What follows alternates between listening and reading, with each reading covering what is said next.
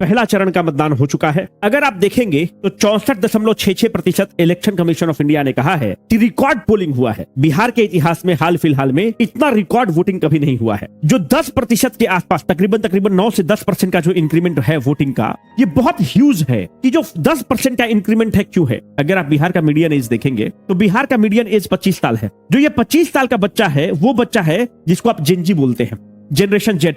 ये 1997 के बाद जो बच्चे पैदा हुए हैं उनको अब जिंजी बोलते हैं। ये वो लड़के हैं जो इंटरनेट युग में पैदा हुए हैं। ये वो बच्चे हैं जिन्होंने लालू का जंगल राज को नहीं देखा है। इन्होंने जंगल राज के बारे में सुना तो है पर इन्होंने जंगल राज को देखा नहीं है। ये वो जनरेशन है जो मीडियन एज 25 साल है पर इसके पास जॉब नहीं है, क्योंकि बिहार में अनएम्प्लॉयमेंट का जो दर है 10.8% है। अगर ये 10% जो इंक्रीमेंट हुआ है तकरीबन वोटर का, ये वो जनजीब ने आकर वोट कर दिया है, तब तो इसने अपने माँ बाप से जंगल राज के बारे में सुन रखा है। और जब इसने जंगल राज के बारे में माँ और बाप से सुन रखा है तो बाय डिफॉल्ट है कि ये महागठबंधन को तो ये वोट नहीं देगा।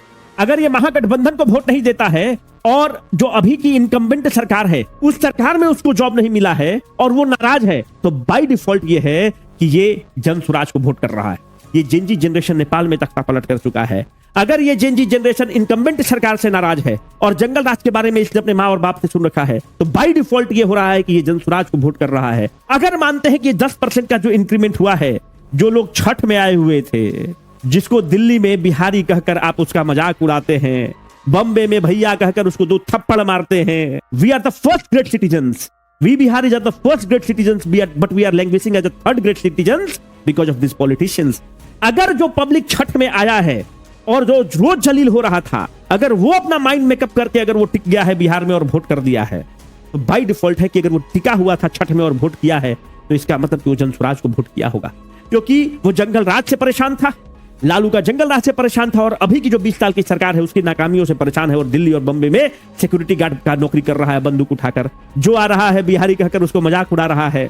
जब आप बिहारी कह के किसी को थर्ड ग्रेड सिटीजन के रूप में आप उसको ट्रीट करते हैं, beat RJD, beat Congress, beat CPI Male, beat Bhajpa, beat JDU, हम लोग जो बिहारी युवक जो दिल्ली में पिटा रहा है, दिल्ली में जलील हो रहा है, बॉम्बे में जलील हो रहा है, महाराष्ट्र में थप्पड़ खा रहा है, वह तुम नेताओं की नाकामयाबियों के कारण हो रहा है, तुम्हारा पैथेटिक रवैया के कारण हो रहा है, तुम्हारे भूचड़पन और गंवारपन के कारण हम लोग जलील हो रहे हैं। Because we are first great citizens but we are languishing as third great citizens in this country because of the failure of you politicians.